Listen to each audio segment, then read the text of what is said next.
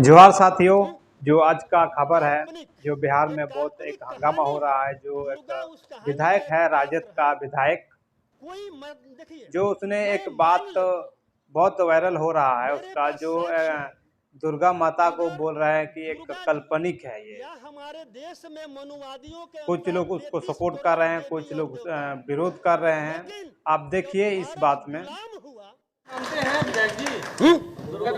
काल्पनिक, एक काल्पनिक कहानी है। दुर्गा उस कहानी का एक पात्र है।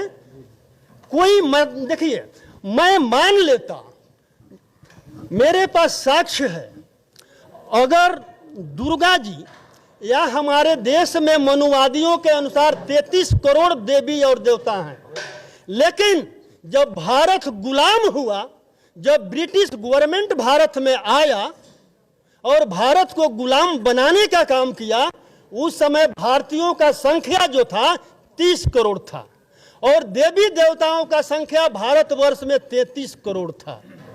तो क्या मैं उन मनुवादियों से पूछना चाहता हूं, जिन मनुवादी ने ये लिखा कि महिषासुर के करोड़ों करोड़ सेना के साथ मां दुर्गा ने लड़ाई लड़ा और महिषासुर को संहार कर दिया, तो मुट्ठी भर ब्रिटिश गवर्नमेंट जब भारत को गुलाम बनाया तो उस समय मां दुर्गा ने क्या कर रही थी?